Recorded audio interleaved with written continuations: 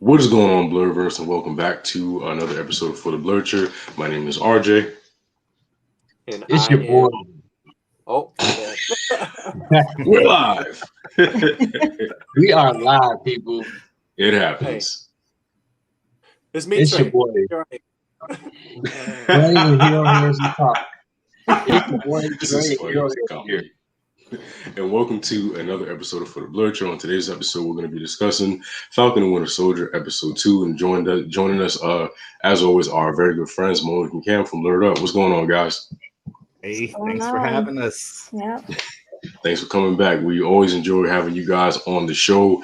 And yeah, we had some discussions about how we felt about this episode backstage. But we're gonna jump into this episode and without further ado, because we're running a little behind. So the episode opens up with the new Captain America. His name is John. Even his name is just derpy. To me, he's just this Captain Derp. That's what I refer to him as. He irritates my soul for some reason. But we see in the beginning they try to kind of help up. They try to build up this kind of sympathy for him. They kind of try to humanize him, and he even says he does the work and all this other stuff. But I want to know, what are your thoughts on the humanization of Captain America? And were you guys like me? Did y'all fall for it in the beginning? I'll start with you, Mo. What's up? How'd you feel about Captain Derp? Yep. I fell for it in the very beginning because they had this whole moment where, he's back at his old high school, he's got his wife, like, I love you too. And his best friend coming in like, man, you can do this and yada, yada, yada. I fell for that. But throughout the episode, as the episode went on, I was like, yo, Disney just like tricked the heck out of me really with this because he's like a complete butthole throughout the rest of the episode. And I was a little bit upset that they did that. I felt betrayed. Okay. What about you, Cam? How'd you feel about Captain Derp? I was still mad from the last episode, so I was still side-eye him. I ain't care about his wife. I ain't care about his little shine he was getting. I was just looking at him like, you're not Cap. You're not him. Go away. Hashtag not my Cap. Right. So, What about you, Jay? How'd you feel about the new Captain America? I just want to clear this up. So this man is not my Captain America. So let's all not call him Captain America because in comics he's U.S. agent. So it's a better fit name for him, especially with a name like John, as RJ was mentioning. It's Derpy. He's not my Captain America. Not gonna like him. Never did. Never have, never will. Boom. What about you, Trey? How'd you feel about the new Cap? Man, from the minute he went to the locker and just went, I was like, you're a douche. I don't like his face is just something like, get off the screen. I don't need you here, but yeah, it's exactly. Right. and you're like, oh, like what's good? I was like, okay, bro. Face, that's Eugene. I don't know why it's not showing his name, but he didn't fall for it either. I guess me and Mo was the only ones that got duped because I guess the whole thing of him going back to his alma mater, them interviewing him. And I feel like now that I look back on it, I should have known what they were doing, because what they were doing was they were trying to like present him as kind of like, it reminded me of Vought, how they kind of try to market their heroes and the boys. They really tried to push him out as this all-American, new Captain America. And, it was very PR. It was very like he was, what it was too? He got me because he was really, really humble in the beginning. He was appreciative of the opportunity to be Captain America. So for me, I feel like that's kind of what ended up kind of tricking me into liking him, because I was Team Captain America, Team New Cap. And I was like, why are they mean to him? Just play with him. Like, like the kid on the playground, just play with him. He's trying to help. He's trying to be nice. So I fell for it. I'm not even going to lie, act like I didn't, because I fell for that 100%. They got me. You know what else I didn't sure. like? What? They were into him, and he started making the jokes like, oh, yeah, Flex just kind of seemed to flutter when I'm around and blah, blah, blah. I was like, Steve Rogers wouldn't make jokes like that. He would. Yeah. Happening. Yeah. Yeah, they got me because I laughed at those jokes. All I know is that was not America's ass. That's what I said. Bring Cat back. Don't bring Cat back. Anthony Mackie got it. He got it. He can be America's ass. Yeah. Yeah, got it. They're really building towards that too, and I like the fact that we're kind of seeing this journey of him, slowly kind of accepting that maybe, because I feel like eventually he's going to feel like he shouldn't have given that shield up, because I feel like that's kind of what the conflict between him and Bucky this season is he's upset that he gave that shield away. I just it's heartbreaking to see, but it's one of them things where we know we have to let the story unfold. But I feel like that's kind of how it's going to go eventually with that. Now, I want to talk about the kind of one of the first action scenes that we had in this episode, where we see Sam and Bucky kind of get their ass beat. And it's kind of a testament to how they aren't really a team yet, because you see they're kind of just, doing whatever they can and fighting. How do you feel like their teamwork will improve over time, Trey? Or how do you feel about that whole action sequence? So I like the whole action because it kind of is the first time we see them in a duo team, and kind of have their history. They're kind of like really competitive brothers that are just low-key hate each other, but they still love each other because they're family. I kind of love that relationship that they have. Like even when Buck gets knocked off the semi truck and Falcon's like, that little girl kicking your ass, like that.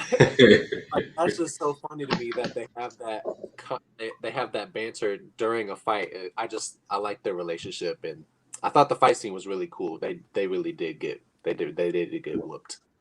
One thing I will say that I kind of laughed at was when they were like, "Oh, there's a hostage, we have to save her," and then she's in there, and they're like, "Oh, yeah, I found the hostage," and she just like smiles and kicks him. I said to myself, "That's exactly what you get for assuming she was a damsel in distress." It is 2021.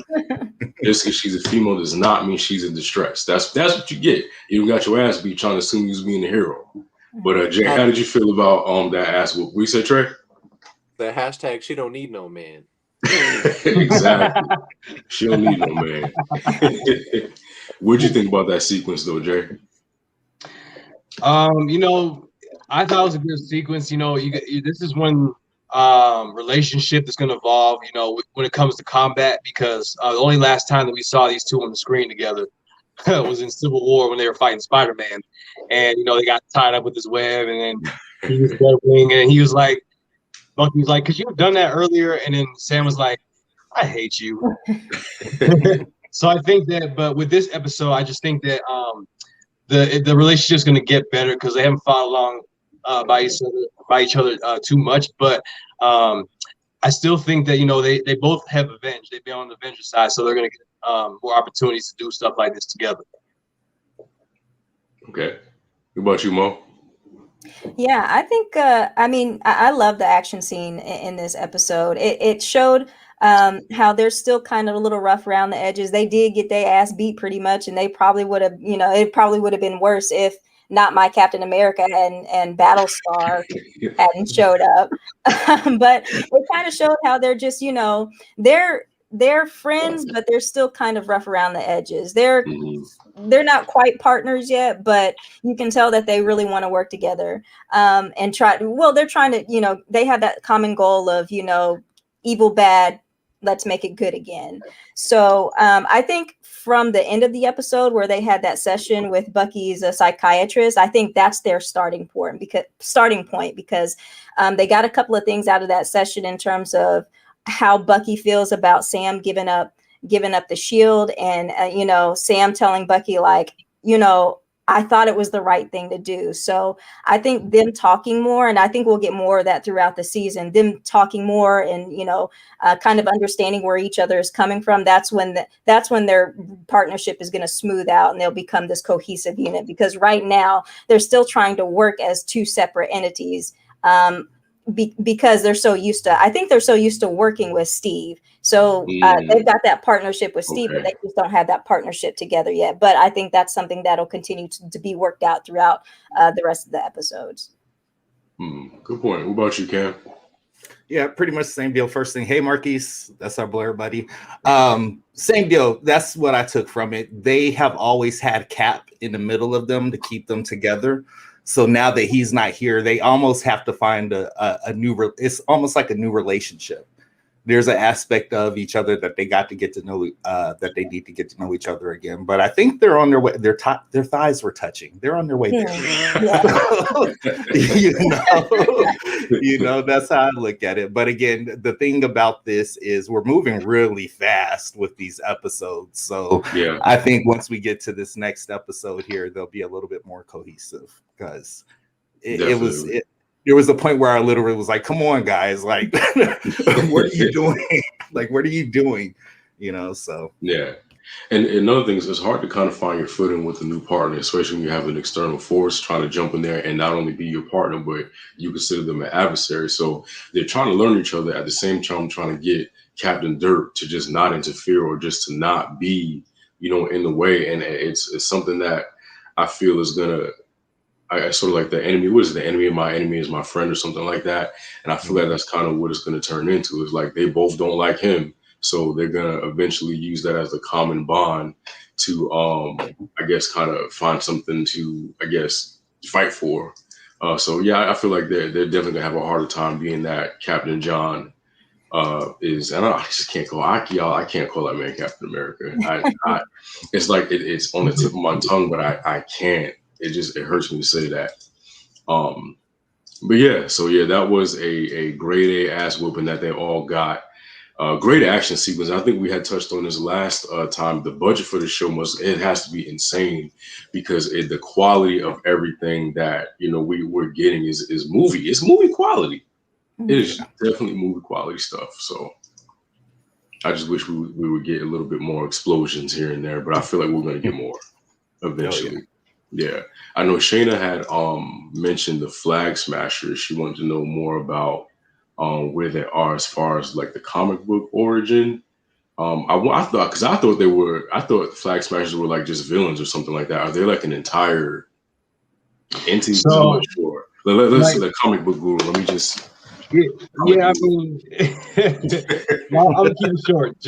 Flag Smasher was a villain in the comic, but I mean, in this show, we don't know who's behind the scenes yet. Still, we'll talk about that in a second. But it's just Flag Smasher, the villain. He led a group called like the Ultimatum or something like that, which is kind of like the Flag Smashers in this show is like his behind the scenes crew or whatever doing the thing, Yeah. And it's gender swapped in the show, right? Because I think in the comics it was Carl Montague or something like that who was the Flag Smasher, and now we have Carly or something like that. Yeah, that's correct. Yes. So yeah. Yeah.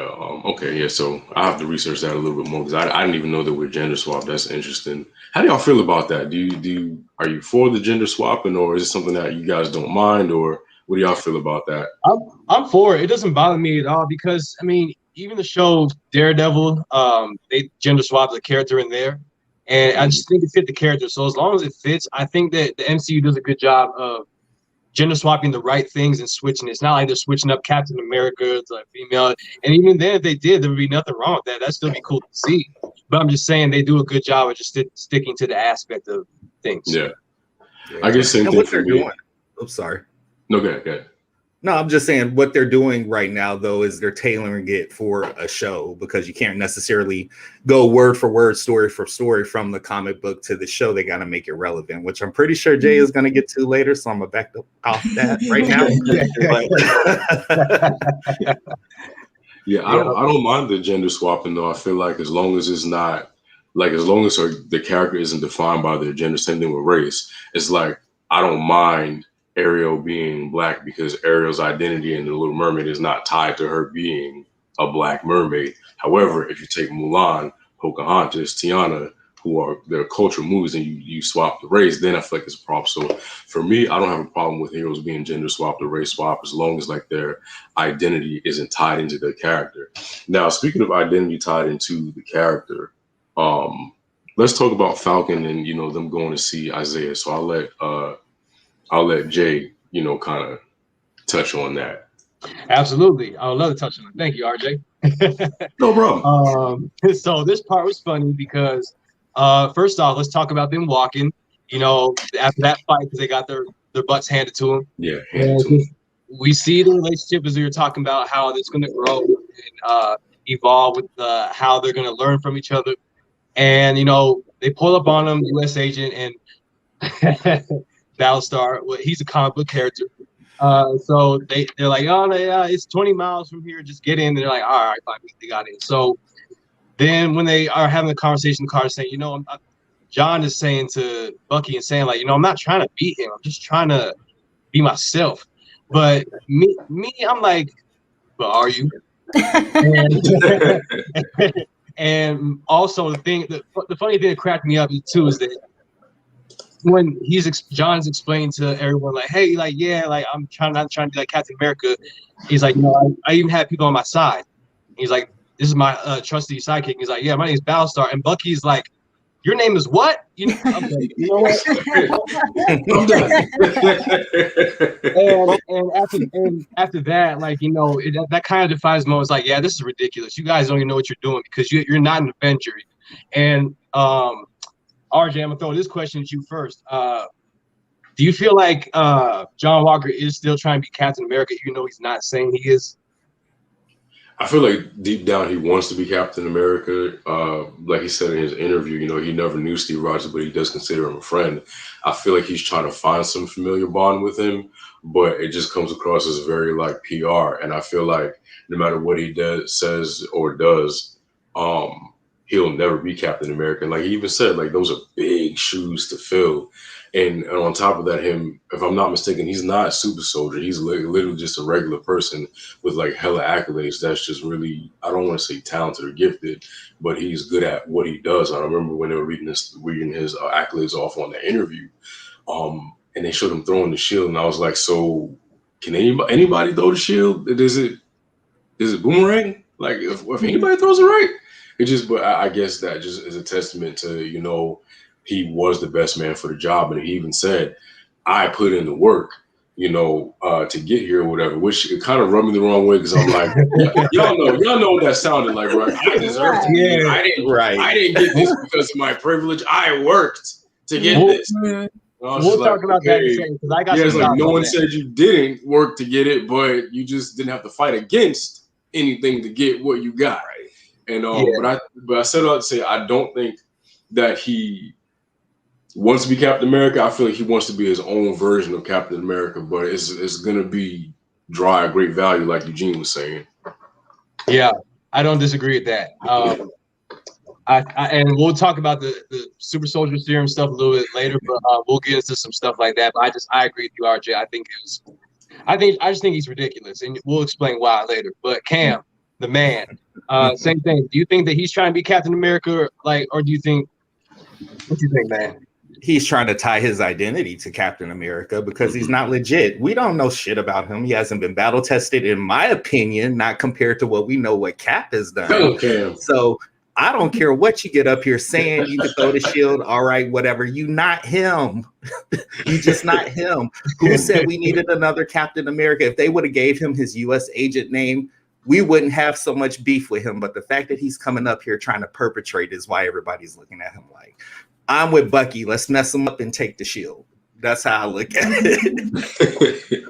I agree. Yeah, like you're not my Captain America. That's why I keep calling him U.S. agent because that's his name. Like nobody can fill that shoe unless, like I said, Sam's the only one. We all know that's our Captain America. Like sure. Trey, same thing. Do you think he's trying to be Captain America, or do you think he's like, what's up? What do you think, man? Man, I don't know. I think fake Cap is sus. The minute he came on screen, I just got a weird vibe from him, and the way that he just kind of thrown his weight around everywhere. was like, we need to work together. We need to do this. Blah blah blah. I put in the work. Like what work? You put the training in. You train. Good for you. Like you don't even have. You don't even have super strength. He got up off that semi truck. You said you should have got tossed right off the semi truck. Like, dog, you ain't nothing. So he just, because you saw like when he tried to like lift himself on the truck, like he was in Captain America. Captain America would just lift himself up and just shot up. He like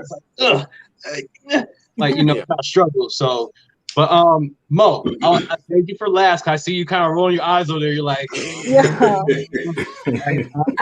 so I know you got a lot to say, so that's why I saved you for last. So, what's up with the situation? Do you think he's trying to be Captain America, even though he's not?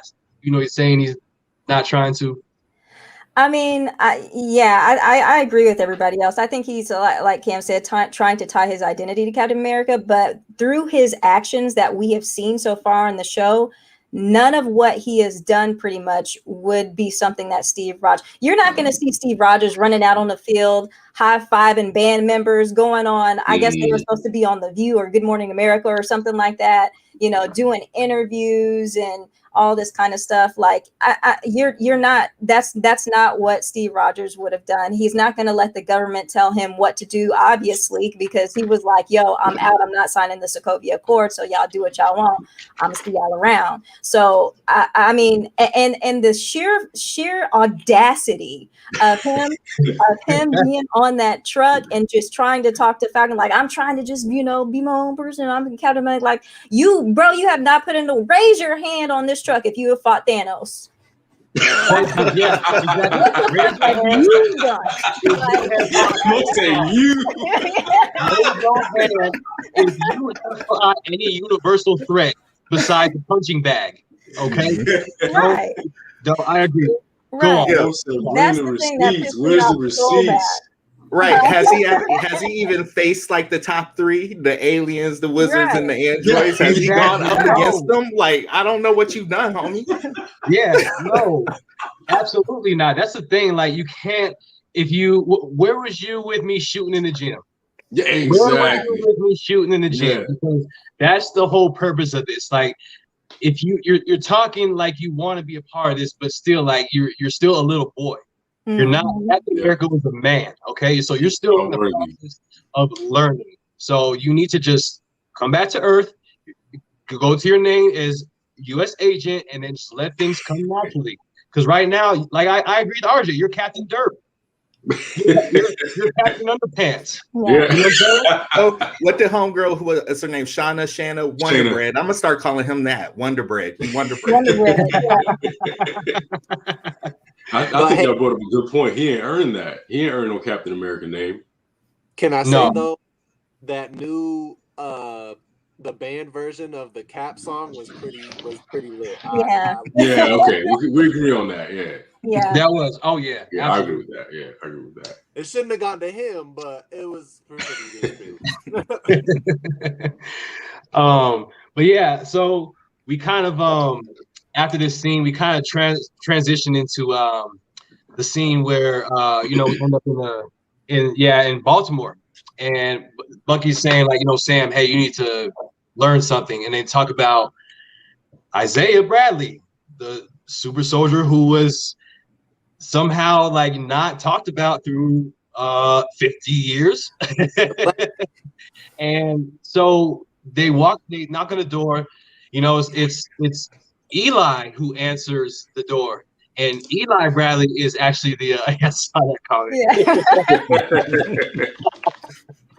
Oh man. And Eli answers the door, and he's saying like, he's not here, he is there, and he's like they kind of convince him like, okay, you can come in, blah blah blah.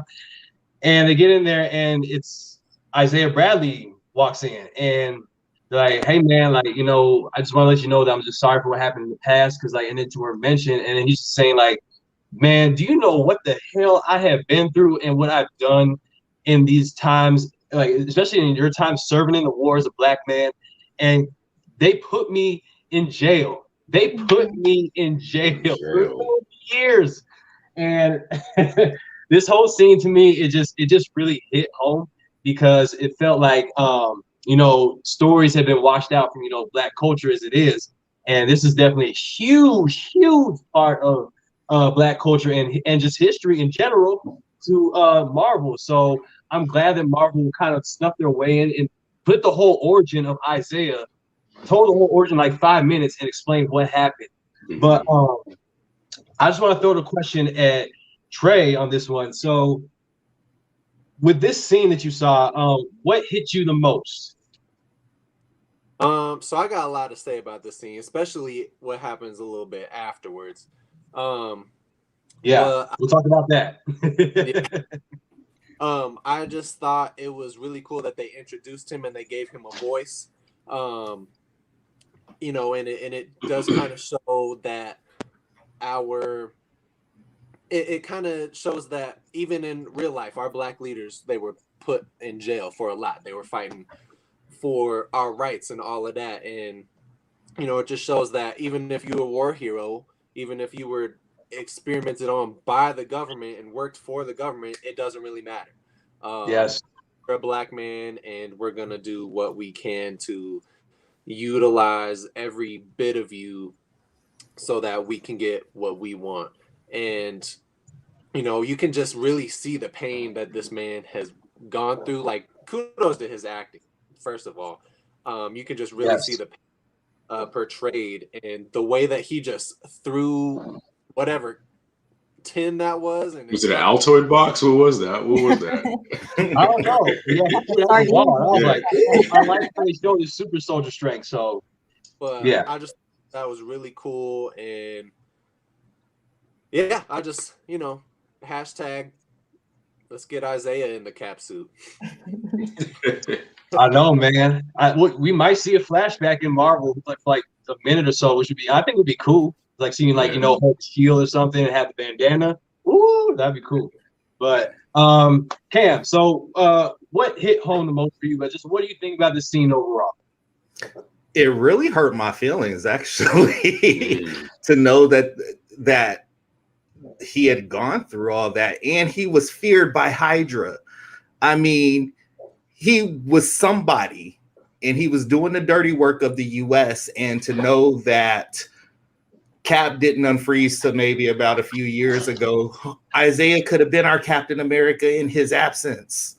That hurt my feelings. And then on top of that, so I guess the way it goes in the comic books, they put him in prison for stealing the shield or whatever. So there's that. Then he got tested on by Hydra, and it really spoke to a bigger thing. He reminded me a lot of our grandfather because he was a Marine. He fought in the war, but it just kind of goes show that back then we were over there fighting for rights that we didn't have here in our state, and then we came back to shit, and it like even with Kaepernick.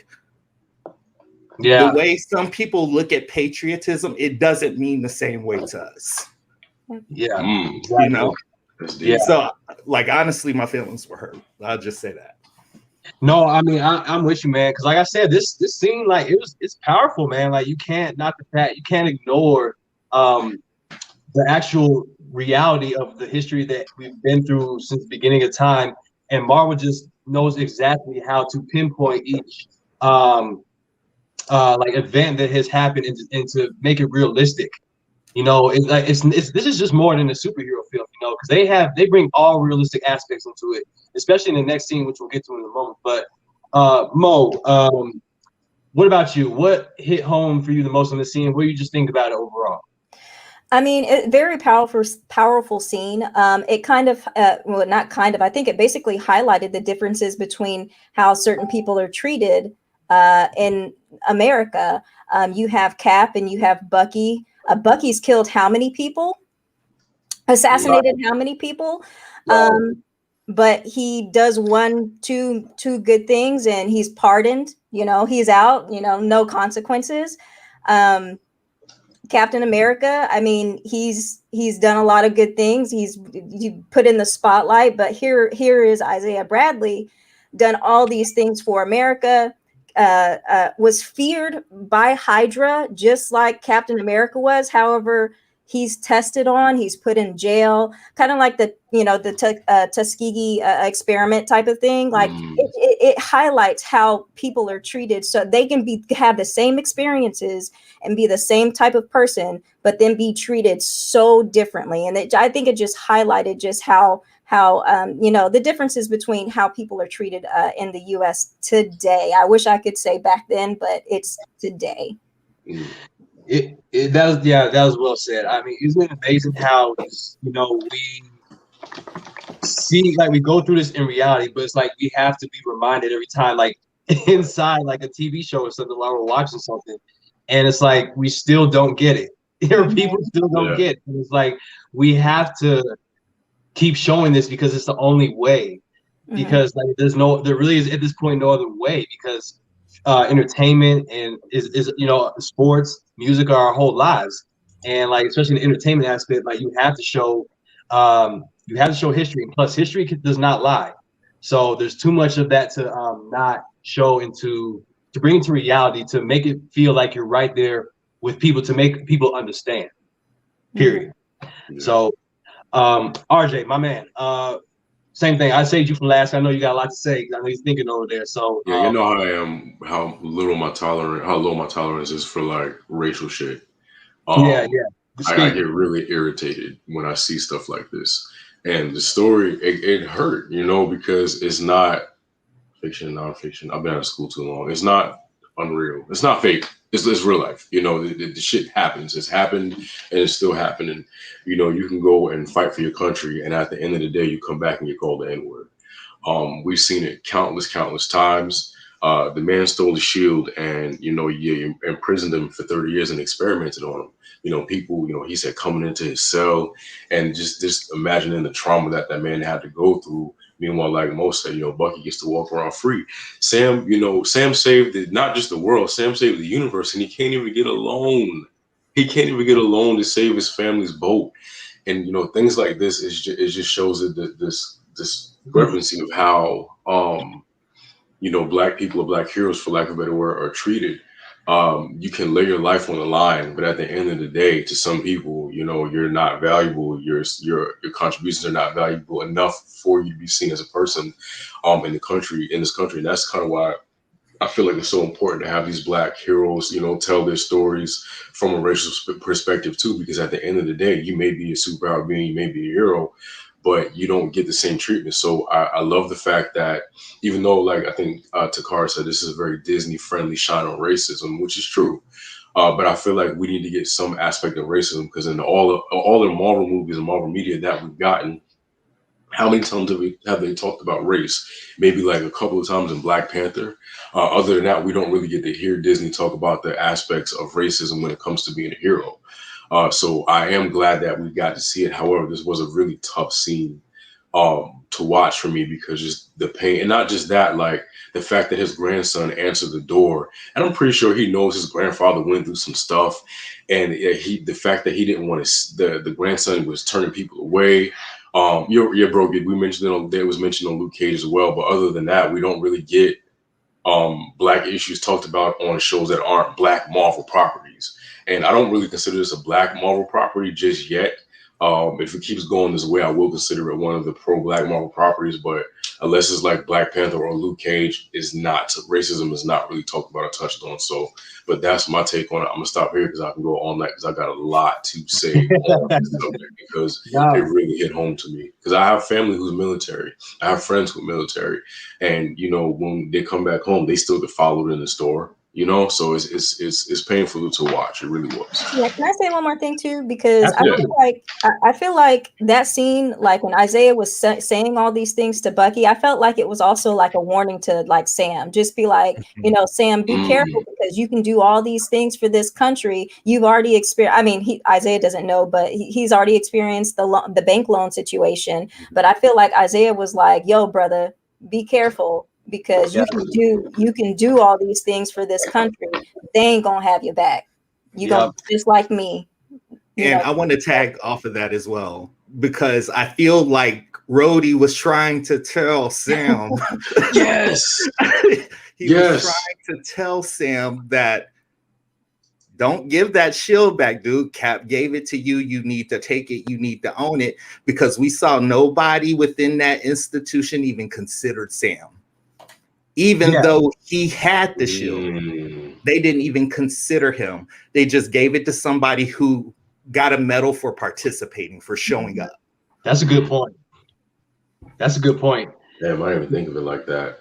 Yeah, that is deep, because that's the thing. That's the whole thing about this whole part. It shows the Black struggle. Like, it shows the Black empire, the how it has crumbled over the years of stories not being told, and they're not flushed out. And this scene is just, so Marvel, like Kevin Feige, Jon Favreau, whoever did this scene, it's just, they are doing a really good job of engaging us and making us feel like we're still right there. We're not just watching a superhero film. So I really appreciate that Marvel's doing that for us. But that's all I got for my questions. Trey, what you got for us, man? Yeah, so what I kind of want to point out too, it kind of ties into my question, which kind of goes into our next little scene. As we've seen these last episodes, you kind of notice a trend between Sam and Bucky. Like, Sam is kind of struggling this whole time. Like, he mentions he has contracts to get money. He can't get the loan. People are always like kind of looking at him. And then you look at Bucky, his apartment's probably paid for by the government. He's going to he's still low-key doing stuff on the low, and he's not, getting in trouble for any of it. And, it's kind of whack. And then, you also have fake Cap, who is kind of just getting everything handed to him on a silver platter. So at this next scene, after they leave the house, it's just these two having a little argument. Like, they're just having an argument. They're just talking. Two cop cars pull up and they immediately go, what's going on here? Where's your ID? They don't even look at Bucky.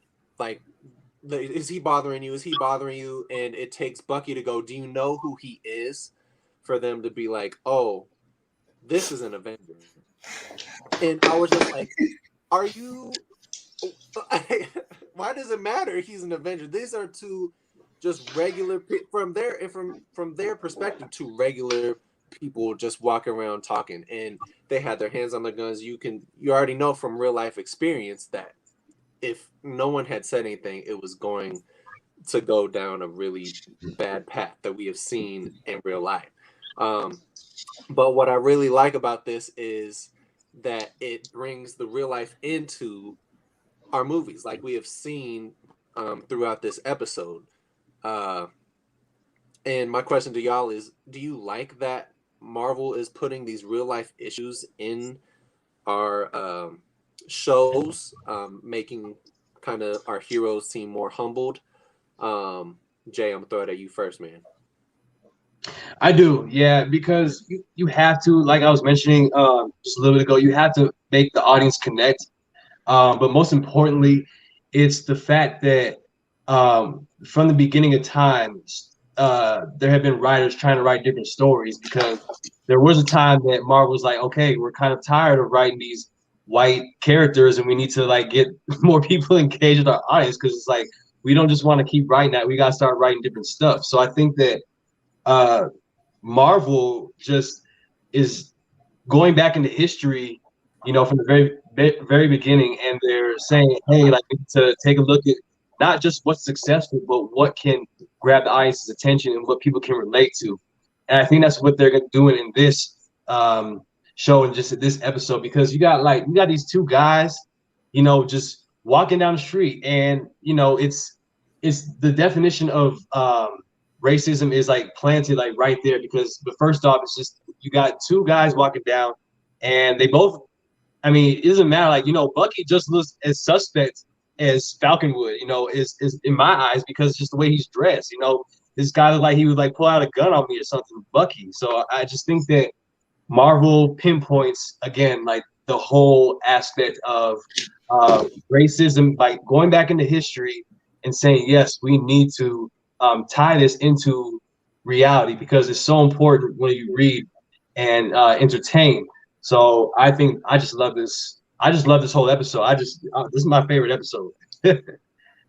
I definitely agree. I do see that Marvel is creating a space where, because they have such a big platform, literally everyone watches something Marvel, and they're bringing something in that can start conversations with people who maybe not have even thought about having those conversations. So I really appreciate that. Mo, how are you feeling about it? Yeah, definitely appreciated it. Appreciate the scene because it actually made me realize how triggered I am. Because when I saw them fighting in the street, I saw in the background the cop car pull up, and as soon as I saw it pull up, before the lights went off, I was like, "Yo, Sam, chill." Yeah, Like, me too. it made me realize like how triggered I am. And so as soon as the cop put on the lights, I was like, I knew it. I knew this was gonna happen. So yeah, I appreciate Marvel for showing just showing that, just showing, because to be honest, not a lot of people know in America just the kind of situations that African Americans are put in. Like, they don't know that, like, when you get pulled over by a police officer, like, I'm scared for my life, yo. Like, I don't like, if I'm, when my husband goes out, I'm like, don't do anything stupid because I don't want you to get pulled over, because I don't want anything to happen to you. Like, so I appreciate that they're showing people like, hey, these things happen. It's not something that you're just seeing in the movies or people just complain about it. No, this stuff actually happens. So just I like that they're bringing that to the light a little bit. I totally I agree with that. Yeah. What even worse is, I just feel like us as regular citizens, we shouldn't even have to think about stuff like that. We shouldn't have to be like, oh, there's a black dude walking down the street in this movie, there's a cop car right there, something bad's gonna happen. We shouldn't always assume the worst in that. And I just think that is awful. It sucks. It needs to change. But with that and also I just want to say one more thing. It's just like I had a problem with this scene too, is that why does it take him to be in the suit to make you recognize who he is? So like, why do you have to say, "Oh, Falcon, I'm sorry, I didn't recognize you"? It's like, well, why did you not recognize me? Like, I mean, I'm a regular guy without the suit. I mean, yeah, but that's the problem in the society image of black people. We're only recognized when we're football stars, only recognized when we're basketball players, only recognized when we're athletes or whatever, entertainment. So we got to like find ways to break that stereotypical image of us just being in one subject. And that's like, as far as like, is a form of like an athlete or whatever, like, oh, all black people can jump high, blah, blah, blah. So I think that with this scene, it's just so important to show that hint of racism that's right there. And people just need to wake up and say, hey, like, we can't always assume.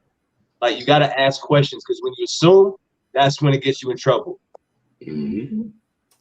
That's all I got to say. Before I throw the question at Cam and RJ, I just want to say, with this platform, we have a lot of people watching, and I want to say that we need to have these conversations. Black lives do matter, and we also need to stop Asian hate, because both races have been through so much for this country for us to not really even be treated great. So, Yeah. And then with that, Cam, how you feeling about it? So I'm gonna try to. Well, I'm lying. I am gonna get political because it was just funny. And Mo's right. We were watching it, and she was freaking out way before it even happened. And then I'm sitting there with my leg just doing a Sheila E. drum solo under the table because I'm triggered.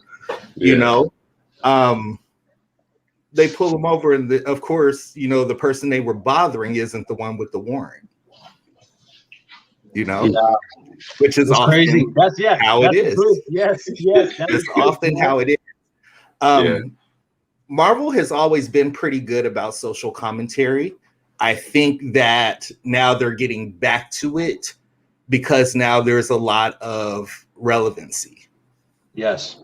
A lot of this stuff is happening right now. So if it wakes one person up, fine. A little known fact, I do work in human resources, diversity and inclusion. And I tell these stories literally on a weekly basis. Some people are just not going to get it because they don't want to get it. That's ignorance, though. Yeah. Right. Yeah. But if this show opens the door for somebody, you know, let's go for it. You know, I that's agree. the way I Sure. see it. There was another point, but I'm pissed off all over again. So I don't even want to. Same. See, I think it might have been. this is what happens, man. You think too much. We're like, dang, all these scenarios in our heads. I think it might have been though, Cam, though, because you said something about this when we were watching the episode. Like, not even a minute had been by, and another cop car pulled up, and I was like, "Where'd he come from? Like, why you call him for nothing? Like, bro, You like." know? So that was another thing that made me angry. Like, you call for backup for somebody yelling loudly in the street, Yeah. like, Right. In a black neighborhood. Yeah. And then I was going to piggyback off of what Trey said. You know, it's all good. Black Lives Matter. Stop Asian hate. Let's stop domestic terrorism. That's what we need to Domestic stop. terrorism, yes. Let's stop That's this what it is. normalizing this activity by excusing it, saying that, oh, well, I can't even put words. So it's stupid. It's just dumb. Yeah. You know, stop letting crazy people get access to automatic weapons so they can do this type of damage. This should have happened a long time ago with all these laws and stuff with guns, but we won't get into that. Right. It's just like the Black Panthers, Martin Luther King, everybody else was on the CIA's radar, and the Klan literally just got named as domestic terrorists. So, ridiculous. Yep. Put the attention where it belongs. Yeah, that's exactly what it is. So that's a whole Black history lesson that we're going to all talk about that stage, because that's going to last a long time. But no, I mean, I'm glad y'all here talking about this, because I agree with Trey. Sorry to cut you off. It's just because it's important to talk about stuff like this. I'm glad whoever's doing it, Kevin Feige, Jon Favreau, Russo Brothers, whoever, I'm glad they're implementing this into the TV show, just because you eventually you can't just go for one audience. It's not just a money situation, because it's always about money. We know that, but you have to figure out a way to open up different characters and create more stories if you want your franchise to last too. So that's my opinion. And then with that, I'm gonna throw it at RJ. Okay, I'll say this. That was an evil laugh. Yeah, because it's so, what I have to say is so layered, because I'm thinking about my life and my interracial friendships. And we talked about this, I think, before. If you notice that every hero has like a Black sidekick, kind of, and I'm glad we're kind of touching on the racism of that, because, like I said, it's rarely touched on. Iron Man, Rhodey, Captain America, Falcon. And not just Captain America and Falcon. I mean, Bucky and Falcon. This is Sam and James. Let's talk about the humans here. And I feel like I don't think Bucky realizes what's going on, because in the instance of the cops pulling up and he said, "I need to see your ID," and he's like, "I don't give you my ID. Just give me your ID." Like, that's not the point, bro. That's not the point. We're arguing in the street. We're yelling. We're good. We're not fighting. We're not, throwing hands. It's a simple argument. They didn't really have to stop. And I feel like what this kind of needs to do, it needs to start a conversation for people with interracial friendships. And I feel like what it's going to do is it's really going to test their friendship. And I feel like educating Bucky is kind of the first point to him and Sam finding that connection. Because I always say, if you can't have these conversations with your friends who aren't Black, are you really friends? And, I've had friends who are white that I've had these conversations with that we're no longer friends because they refuse to understand and see it. I've had conversations with my friends who are white and they see it, and now we're closer than ever. And I feel like this is something that needs to be touched on, because it's something that, and I was talking to somebody about this today, people of color are not the problem in this situation. We are not. Let's just be real.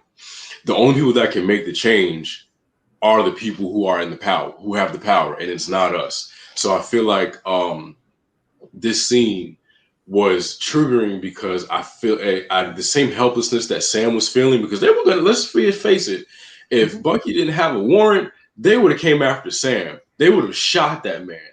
So for me, it was triggering to see it, even when like Mo said, you saw the cop cars before you saw the sirens. And I the same exact thing. I literally saw the cop car in the back, and my heart skipped a beat. And it's something that we shouldn't have to be triggered by seeing, but we're Black in America, and we get triggered by seeing it. Another thing I want to touch on is your celebrity does not save you from being Black. It's sort of like the Black people that have that concept of, oh, I'm one of the good ones, or the white people say you're one of the good ones, and you think that saves you because all your friends are white and you wear khaki shorts and a Ralph Lauren polo. That saves you from absolutely nothing. If anything, now they have somebody to aim at when they go to shoot you. That does not save you from anything. And I feel like what I like about this episode was that it kind of showed that, yeah, we've seen the last episode, just because you're a hero, just because you know you're a celebrity, that doesn't mean that cops or anybody who is in power is going to treat you like other than different than any other Black person. And we're seeing this more so in Falcon and Winter Soldier. And I'm glad that Disney is sorry, when y'all were talking, I was writing because I was like, the leg shake, I resonate with that because like it is triggering to watch all of this stuff. And I got notes, y'all. I was aggravated just listening to this. But yeah, it'll bottom line is this is really going to test Bucky and Sam's friendship, because I feel like Sam wants to bring it up with Bucky, but I feel like there's more pressing issues at hand. He doesn't want to bring it up. And like you said, Rhodey tried to tell him, keep that shield. And look what happened. He turned around and gave it to, handed it to someone. Yes, exactly. Yeah. Give it to the white man. They gave it to the white man with a second thought. They also kind of touch on the beginning of the episode, because as they're talking before they get on the plane, Sam goes, you're not going to come over here and tell me about my rights. And I thought that a good kind of, segue into a conversation like that. Because, Bucky's from a totally different time. He probably has no idea. And so I feel like that's a conversation that is going to be had at some point in the show, which I really hope they do. Yeah. And I think what separates a show from like a show, like think about a show from the 90s that no one really cared about. I feel like what separates shows that people that are going to stand the test of time are things that kind of deal with the social commentary of things. And I feel like, 10 years from now, this is still going to be in the conversation because Marvel is really touching on race right now. Yeah. And I feel like it's something that, like Trey said and Cam said, it's something that we all need to be talking about, because I don't think it's something that benefits anyone to run from. We're not saying for you to not see color. I can't speak for all Black people, but I don't like hearing that. I don't like hearing I don't see color because you see it. It's okay. There's nothing wrong with seeing color. It's how you treat people. Once you see the color, that is the problem. And I feel like that's going to come into play here. But here's the thing, when you say that, RJ, like when you say I don't see color, you're still like, when you watch a black and white film, you can still dictate who's Black and who's white, because you see the color. So what you're saying is stupid. Like it doesn't make any sense, because you can tell a Black person in a dark film because it's darker skin tone. So I think that I agree with you. I think that's just a ridiculous statement. Like I'm tired of hearing people say that. Yeah, I don't like it. Yeah. It's like, even like the whole theory is like dogs being colorblind. Oh yeah, well my dog is a colorblind. He's like that. Yeah. What do you mean? Like, I don't care about that. Like even if dogs saw that, like dogs care about love. They don't care. Okay, maybe they don't see color, but they just care about being loved. That's all. Brogy made a really good point. He does not want to have this conversation, and it's a conversation that I do dread having to bring up, because you have a coworker. They're obviously white. You start to become cool, become close, but there's always that hint of like, we have to have this conversation, or I need to know where you stand on certain issues before I let you into certain aspects of my life as a Black person. It's a conversation that whenever I make a white friend, I always have to, in the back of my mind, say, okay, wait, you don't get too close, don't get too attached, because you don't know how they think. Mm-hmm. And it's something that is saddening, as a Black man, or just a Black person, that you have to kind of watch your friends, because I dread having this conversation, because let's be honest, you lose friends behind this. And I feel like we're going to see Bucky and Sam they're not going to see eye to eye on this. I could already tell when he was like, oh, just give him your ID. They're not going to see eye to eye on this. They're not. But I do have another question I want to pose to you guys, because I struggle with this also. Do you think Sam's got a little bit of that I'm not Black, I'm OJ in him? Ooh. because I feel like there's certain things I can't really tell yet if he sees them, it just doesn't give him energy, or if he's sometimes just oblivious. I can't. And part of me, I thought about it a little bit because he is kind of the ideal military man. We don't see color. You are brothers. We have each other's back against the enemy. But then it's just something that not so much this episode, but really in the first episode where I was like, Negro, like, come on. Yeah. I agree with that. Yeah, I think it's the oblivious part because it has to do with something like that. So I think what it could be is that he's just like, yeah, you know, hey, I've been through worse, and it's not about that. Like, you need to focus on this. And it's like, but you're missing this. Yeah. Okay. So that's I see what you're saying. I'll say this. I feel like I'll say yeah. I feel like he does feel like he's, you know, the exception to the rule.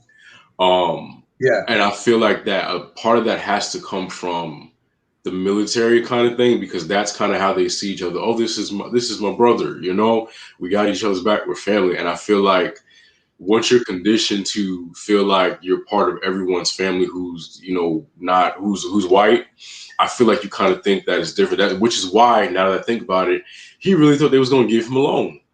He really thought that he was going to walk in there and get a loan. And I feel like his sister tried to bring him back down to reality. Like, bro, yeah, you've been gone for long, but ain't much change. You're still black with, you know, no assets or no income. They're not going to bend rules for you just because you're the Falcon. And I feel like that. So, yeah, now that I factored that in, I feel like he may be, you know, one of those black people who kind of think that they're the exception to the rule. And then, I was just going to say, on top of that, with the financial institutions, everybody knows that it wasn't created for black people. Yeah. No, yeah, absolutely not. The system, you know how the system works and all that. And my girlfriend just actually mentioned a comment in here. She said, this was a lesson for Sam, and all black people stopped asking for permission because he had a shield and he gave it up. And look what they ended up doing. I agree with that, because I think that the first sentence that she said is that you gotta stop asking for permission. Like, hey, what should I do? Like, no, like, what are we going to do is what we gotta start saying, instead of just asking what other people, because that's the thing. Like, you know, with histories that we've been stripped. Our ancestors have been stripped from so much, and we haven't had the resources to gather anything back up. So we always ask for other resources, but we still have to rely on the owner what we have left to build up what we can again. And I think that show kind of is it's showing that that tint of, like, in Sam, in something that's tangible, because Sam's like that guy who's kind of like, yeah, I'm protected, but it's like, no, you're not. You're not. You see what happened to Isaiah, and just trying to, like, sum up everything. I'll say this, and this is just me being transparent. Have these conversations with your friends, and even your family. If you have white people in your family, have these conversations, because it's one thing. Ignoring them, sweeping it under the rug, denying it is not doing anybody any favors. And although those conversations are they're hard to have, they're completely necessary. And that's the way we change things. That's the way we make the world a better place. If we don't hide from these problems, and we address them head on. And I'm not making some meet in the middle, because there's no meeting in the middle with racism. It's here. Let's face it. Let's conquer it. Let's beat it together. Unity is the only way we're going to beat it. So Black Lives Matter and hashtag Stop Asian Hate, because that's where we're at right now in this country. Yep, for sure. So moving on. I know that was a hot conversation. That was a hot topic. But it was a good one. We had to talk about. It was good. We needed to talk about it. But let's talk about the last little thing here before we wrap it up. The Flag Smashers. So their whole thing is they're trying to return the world to the way it was, during the blip. So I want to say this, people say they resonated with Thanos, and they kind of understood why he wanted to do what he wanted to do, because the universe and the earth is not sustainable the way it's going now. We're going to run out of resources. Everybody's going to die. So either we save half and, half live, or everybody dies.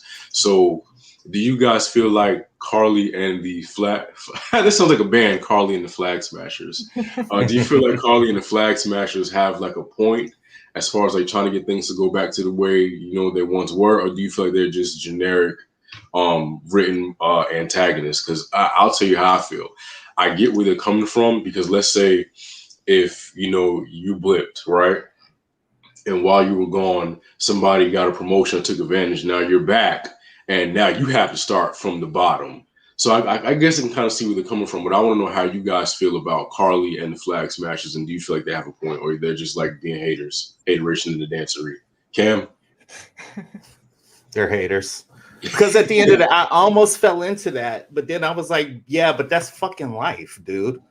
The people who were gone and came back, they don't have it any easier, and you don't have it any harder. Like at the end of the day, like the world has issues. We all have adversity. You get used to it. It's not an excuse for you to put on a mask and go out and start terrorizing people like the people on January 6th did. This is just literally QAnon. That's all I saw. And I was like, just go somewhere. Like, just go away, basically. Yeah. So, no sympathy. It doesn't resonate. Grow up, put your big girl panties on and get over it. What about you, Mo? Yeah, I agree with that basically. They're sitting here saying like, oh, well, people came back from the blip and now all the government wants to do is help those people from the blip. But I feel like they're only seeing their side of it and they're not seeing the side of the people from the blip. Perfect example. Sam can't get a loan. I mean, they've set up resources to help people from the blip, but not everybody is getting those advantages. So I think they're seeing from their side how their lives have changed, but they're not trying to see it from the other side of the people with the blip of how much their lives have changed for the worse. They've been gone for 5 years. They have to start building back up their credit again. They have to start building these relationships with people again. I think they're just not trying to hear that other side. And that's kind of going back to our discussion of race. Like there's people out there that don't want to see things from the other side or refuse to see things from the other side. So I think that's just how the Flag Smashers are seeing it right now. Okay, what about you, Jay? Whew, man. Okay, I just made this quick. So in the comics, like real quick, it's just Flag Smasher. His father was trying to have this defined reason as to what world peace really means, and like he dies in the comics, and then Flag Smasher takes over as his son, and he tries to still recreate his father's vision into what world peace is. So, but his world, the thing, world peace is kind of like branched out into many different visions and what it actually means to people. So, but with his is like it's nationalism. So it's pretty much like making all the states combine, or the countries combine with each other, and like no one has borders or anything like that. We all are just one. So I mean, I agree with Cam and Mo. I mean, I don't really care, but I mean, I don't think they're side characters. I think I still think that having minds like that is dangerous because it goes into like the super soldier serum and like what they can do. Are you guys gonna make them out of soldiers? Are you guys gonna make yourselves out of soldiers? Are you gonna take over the world with this? Like what? So I mean, world peace only goes so far. That's my opinion. Okay, Trey. I think the Flag Smashers, they definitely have like a valid point for this universe, because if they were living through the blip, everything kind of on Earth as far as resources were a bit more plentiful, and so no one was really struggling, and that's kind of where Thanos' idealism was. Like, there's way too much here, our resources are being thinned out, blah blah blah. But it's not the right thing to do, obviously, and since everyone came back, I'm sure that everyone was more conscious of the resources and stuff that were being gone, and they're just, they just need to get over it, honestly. I don't know. Yeah. Just one quick thing, y'all. Just one quick question. Who do y'all think that text was from that she got that said, "I'm going to kill you because you stole my stuff"? The power broker. Yeah. Okay. I like that. Yeah, that goes into the comics and all that. Okay. Mm-hmm. Yeah, and I think they did mention something about that being the power broker's men at the very end there who attacked them. Mm. Yeah. Yeah. So, okay. Okay. Okay. I think it's All right. either the Power Brokers or I think it's Zemo. One or the other. Well, is Zemo locked up? Yeah. Yeah, but he's sneaky though. He's sneaky. Yeah. Yeah, I was like, I feel Yeah, like about he that, still yeah. might have something to do with all this from his cell. I don't know. Yeah, but I still agree with your theory. I like the Power Broker theory first and then Zemo. Yeah. So, but that was just my question. It's clearly Mephisto. Yeah. But Yeah. now that I listen to you guys, I see where y'all are coming from. I guess, and also I feel like it would be harder to come back from a blip than to have been here the entire time. You know, you had 5 years to build your wealth. You had 5 years to get your shit together. You had all of that time. And now you're complaining because people are coming back and, you know, they want to get back to where they were. So I do see where you guys are coming, but I also see where Trey is coming from. They do have a valid point, because let's say, you know, I flourished in this time and gas prices are $1.50. You know, the rent is $500. You know, everybody's thriving. Right? I wish, you know, everybody's thriving, and now y'all come back, you know, gas prices done went up to 5 something, and you know, cars are expensive now. So I get it. I get both sides of it, but I do understand where y'all are coming from, where y'all say that, you know, you have to think about how hard they have it coming back, you know, after, you know, the blip. So y'all definitely changed my mind on that one. Yeah, Shayna, devil works hard, but Mephisto works harder. Mephisto's everywhere. Yo, I got one more thing to say before we wrap it up, man. Yeah. How dare this U.S. agent man say, "Stay out of my way"? How dare you? He was wilding, man. Who He do you was think bugging. you are? Captain America says that, and you should not say that. It doesn't fit you. That's all I gotta say. Yeah, he was wilding, like, for real. And like I said, in the beginning, I bought it. You know, I was like, oh, he's really humble. He's a great guy. You can't blame him. He just got put in a bad situation. You can't be mad because they promoted him to Captain America. You know, how somebody get promoted in your job where you'd be happy, like, well, it's not their fault. What are they supposed to do? Turn the job down? I was really feeling like that. And then he started opening his mouth and getting smart. Nah, bro, like, chill out. Stay out of my way. You here, you need to be here. You know what else U.S. agent can't do that Cap can do? U.S. agent can't do it all day. Ooh, I like that. I like That's that. true. Yeah, I like that. Yeah, because he doesn't have the super soldier serum in him either. So Hey, Nope. Cap didn't even super soldier serum to do it all day. straight up, you're right. Didn't I think somebody said in the comments, didn't he get his shield like snatched at one point during the fight? Yeah, did. he did. Yeah, Cap would never get his shield snatched by someone, like snatched up. Nah, bro, nah. Hey, RJ, you know what Cap would not do? What? He would not attempt to shoot somebody. You know what I'm saying? Because, I mean, in his first portrayal, like, yeah, he had the guns, but then Cap said, no, I'm not doing guns. And, yeah, and U.S. agent, he, like, having this violent history in comics and stuff, just like, he's a crazy dude in comics, man. This dude is insane. But long story short, yeah. Maybe we'll see it kind of be like, you know how Wanda turned into the villain. Maybe U.S. agent will turn into the villain within these next couple of episodes. You know, we don't know where it's going to go. And I hope he gets that work. Yeah. And I hope he gets that work. Hopefully by then Sam will kind of learn some new moves, because I feel like his combat is not as strong as I wanted it to be. He was definitely getting, you know, his ass handed to him, but hopefully, you know, they'll hold their own, because they got their ass beat in this episode. Steve was doing all day. Yeah, he was. That's the thing, because that's what John Walker don't have. He does not have heart. He doesn't have heart. He just like, oh yeah, I'm just gonna get the job done. But you don't care. Yeah.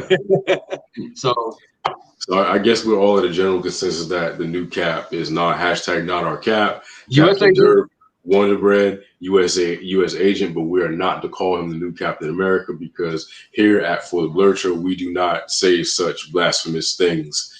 You know, over here at FTB, #not my Cap. Yeah, I don't hate Sam. I just want him to be, you know, put a little more Black power in his step. I feel you. Yeah, I feel you. For the culture, do it for the culture. But yeah, hold on.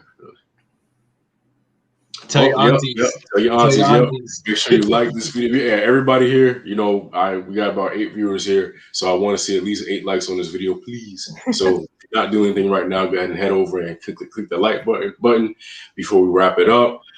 With that being said, Monique and Cam, where can we find you guys at on social media?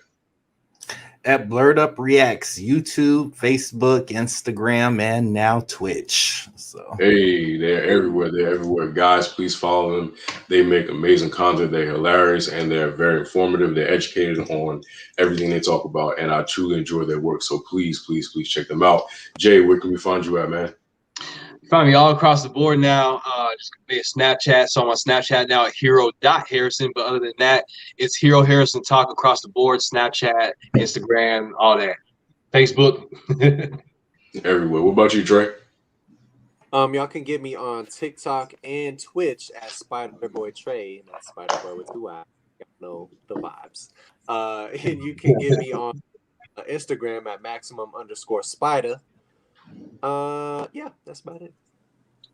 Yep. And you can find me across all social media platforms at Avatar Rating.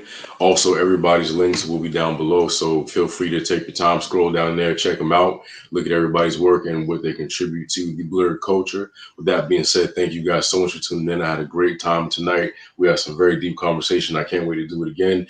Make sure you join us back here again next Saturday as we cover episode 3 of The Falcon and the Winter Soldier, which is now streaming on Disney+. With that being said, you guys have a great evening, later days, and remember, Blurred is Bond. Blurred is Bond. One.